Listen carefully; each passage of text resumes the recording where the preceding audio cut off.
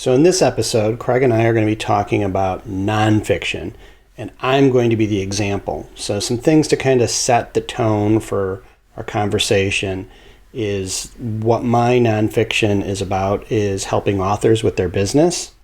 Some of the things I do, I don't necessarily think that everyone should try because some of the things I'm doing is because I'm testing things in the market.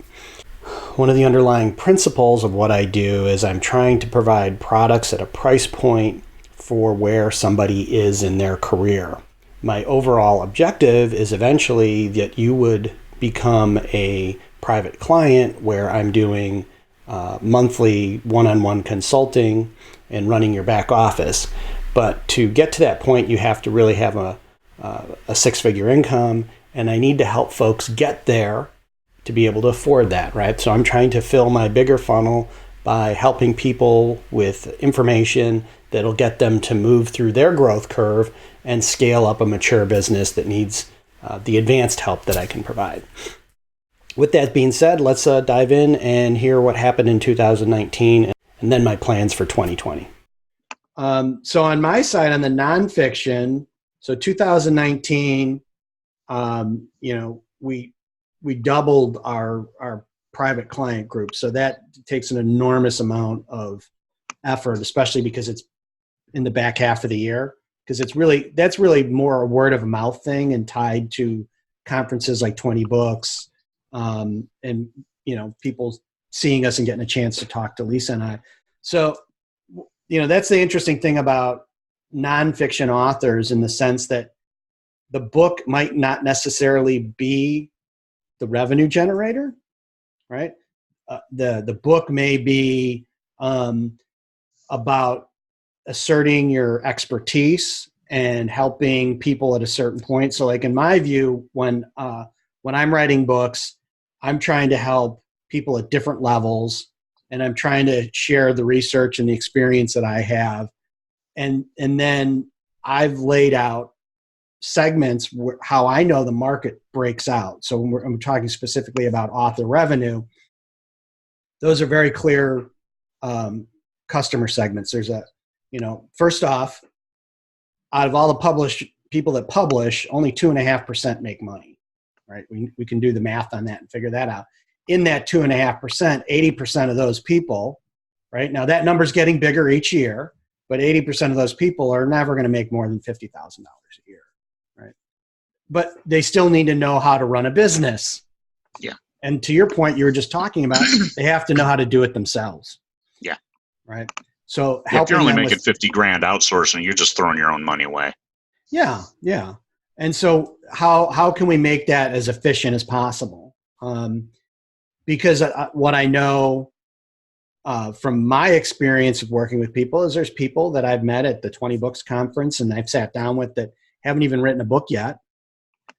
They follow a process. They get very diligent in their work and they do what they're supposed to do to keep fans happy. And 2 years later, they're in our private client group because they're making $300,000-$400,000 a year. Now, a big chunk of that is that they found a good market and they wrote to it, and they took care of that audience. So, I want to be able to provide people with solutions all along the way. So one of the things that we're, like I said, so 2019 was a great year. I did that exercise around the Kickstarter, showed that you could get money for your audiobooks, made $5,200 on that. I did a lot of stuff around direct sales. I helped people out with that, and we had the book on that. And then, the business just, like I said, it doubled this year between some of the courses and then certainly the private client work. But for 2020, I've got two big projects. The first one is actually going on right now. And this is very weird and counterintuitive, but there's a method to my madness with this. So I've launched this book, Treat Your Writing Like a Business, and I'm not putting it on Amazon. Now, you probably want to jam a pen in my eye. No, it's a different approach. Yeah. And the reason I'm doing that, and let me just for the audience say this, is like if you're a new author or you're trying to grow your business, this is not the kind of thing you want to do, because you're leaving so much opportunity on the table in the visibility that Amazon has. We were just talking about 51% of the books sold in October of 2019 were on that platform. So why would I do this? Why would I go and do something like that? Well, it's part of an experiment I'm running. And this experiment is about community. Okay. What I'm doing is I'm not running any advertising. I'm doing direct sales, and I'm using my existing network of people that I know to help sell the book and to help and learning how I can use my network of other authors and my audience to grow this, because I think this is something that can translate into fiction writers in the future, like you, where you're trying to build your community, right? Because when you get to a certain level, the best way that you can sell a book is, two people sitting down for coffee, and a person one says to person two, "Hey, what'd you do last night?" And they're like, "Dude, I just finished this Craig Martell book. It was awesome." "Really? What was that name?" They get on their phone, they order your book, right? Yep. That's real social marketing. And to get that, I think that what I need to understand is like what is involved in getting people to be prepared to spend some of their social capital on me, right? Because I think that's real different. Like people say social media, it's like, well, why don't they share my posts? Why should they share your posts? Yeah. What's in it for them, right? Whereas we know from a whole bunch of research that we're all interconnected. It's the whole 6 degrees of separation, right? So literally all of your potential readers are within 6 connections of the people you know. How do we leverage that better? So that's one of my big projects, is to figure that out with this book and share that information with people, how that worked. And I'll say this, it's been working amazing. Like I've been using this process, starting with my existing audience, reaching out to people I know in the community, and the pre-sales have been better than anything I've done on Amazon. So that's project number 1. And then project number 2 is I'm doing a bunch of work and research on this whole networking, social connection thing. And I plan to have that out probably the second half of the year once I get some data from this first project. So that's my commitment. It's going to be not only busy but fun. Cool. Yep. So, trying to think what else there might be. And then conferences, right? Yeah. Hopefully I'll be able to speak at 20 books. I don't have you on my list yet. Isn't that cool? Isn't that cool how that works? But you're treating your writing as a business is something that I'd like to buy a number of books, bring them to Vegas, and then we'll give them away. Okay. Like 25 or 50 or something like that. Because you're having a mass print run, aren't you? Yeah, I'm going to do a big run because 1,000, one of the things 5,000. Well, part of this whole thing was when I did it, it was okay. There's the book and it's attached to the course, so you automatically get a lot of the course with it. And then the feedback I got right away was, well, that's great. You do all this stuff with the ebook, and there's going to be an audio portion to it, but I like a physical book. And I think that's something that always nonfiction authors have to face, is there's a lot of people that just love to put stick-it notes and highlighters. Nonfiction is you have to have a physical book. Yeah. You have to. Yeah. So that's the plan is once I get through this initial launch, then we'll get that run done and we'll be ready to go with that. Okay. So yeah, it's a lot of this stuff is there's some underlying science project I've got going. And, they're always informative and help me to be able to speak from experience rather than say, oh, yeah, I think this. But it's also something that you share, just like your Kickstarter for your audiobook. Mm-hmm. Hey, here's how this worked, and it worked well, and we were able to get the audio done, and here's an audiobook for everybody. Have a nice day. And that's a great example of, do I think that's for everybody? No. But you can't say that your business is limited because of cash. That's kind of what was my thesis with that, is like, if you're a new author and you're like, damn, I can't get my audiobooks done. Well, if you're prepared to work and do this kind of work, right, then not only can you get your audiobook done, but you can build this new audience. Yeah, that's right. And, I've had people say, well, there's no audience on Kickstarter. Well, tell that to Michael Sullivan. Yeah. Oh, he killed it with the hardbacks. I want to sell 20,000 hardbacks. Okay. Yeah. I mean, now he's got Michael J. Sullivan's reach, but still it's not. I've seen a lot of authors and people have kickstarted their first book. Yeah. And I'm like, Jesus, I personally would never donate to a Kickstarter for somebody for their first book, because you don't know if you can write one until you've written one. True, and you don't know if you can write the second one until you've written that one. So hey, everybody give me 20 grand to cover my living expenses so I can write a book. Well, no. Write the book, and then we'll take a look. Yeah, and I agree with that. I think you using something like Kickstarter is,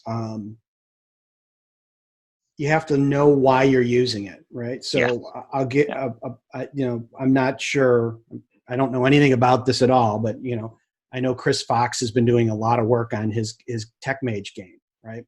Yeah. And I know I've spoken to him and say, hey, you're going to go on to Kickstarter with that, and he's like, oh yeah, right. Now I don't know what his strategy is, and I'm sure he'll share it with all of his fans when he does that. But if you're doing something, if that's where you're going with you want to do a game and you want to tap into that market, or if you're writing lit RPG, guess what? That is the market for role-playing games and tabletop games. Millions and millions and millions of dollars a year are bought on Kickstarter. So if that's your audience, go where they're at. And these are the high flyers. They're ready to drop. Like, I had somebody give me $500.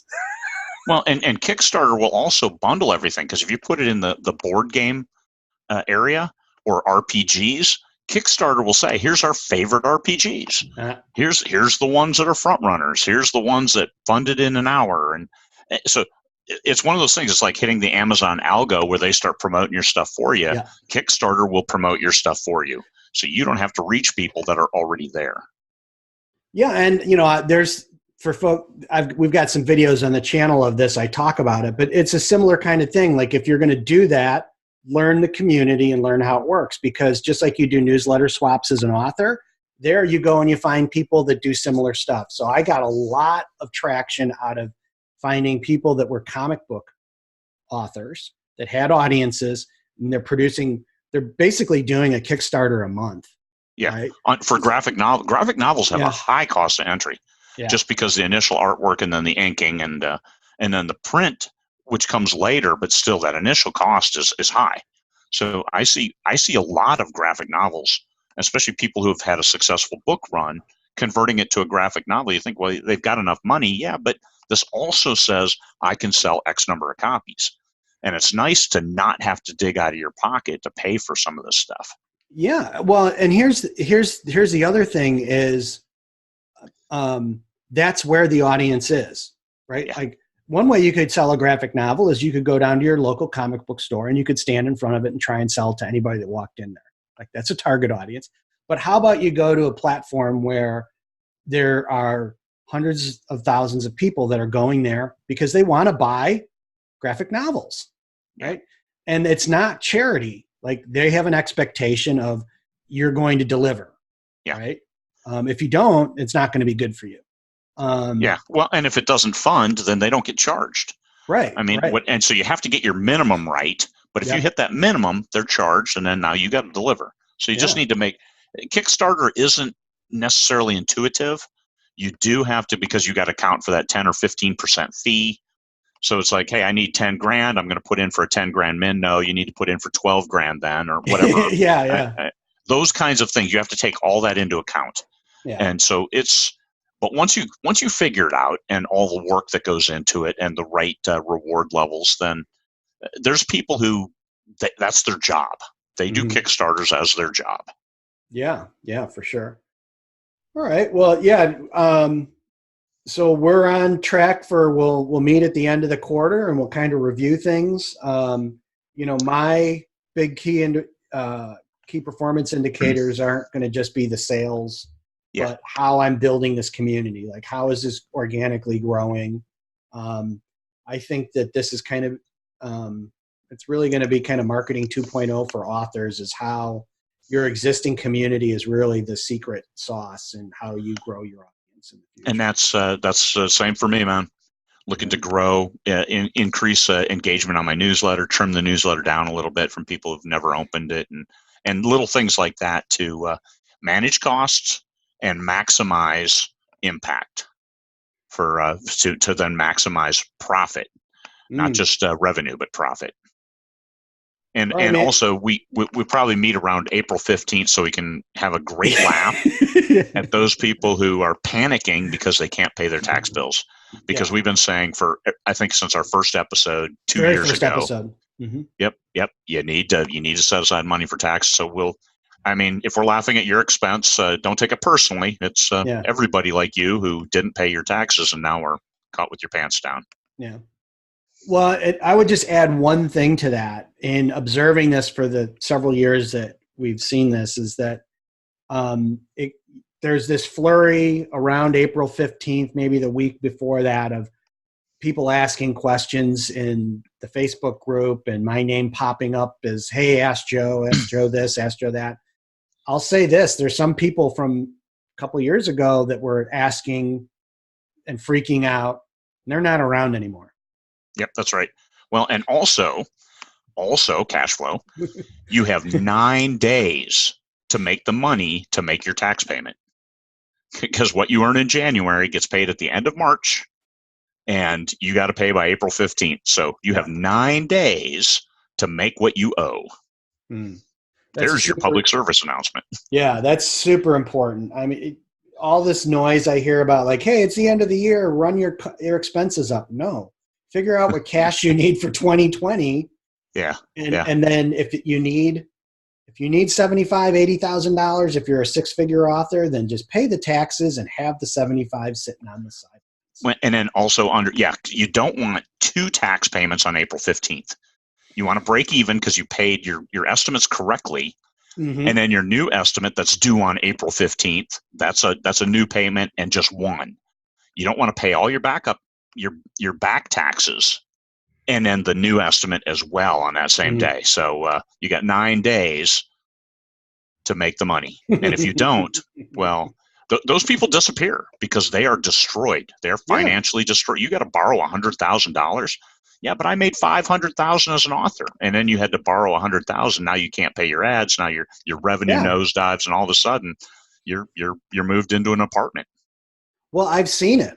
Where it's just that, they get on some kind of tax plan with the IRS, but guess what? You have to pay that monthly, right? Plus you're paying this year. Now they don't have the cash because they spend it on a bunch of other stuff to run the business for that next year profitably.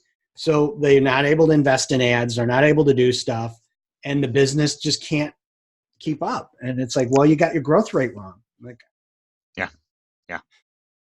missed it by that much. Yeah. All right, man. Later. Thank you, Joe. Bye. And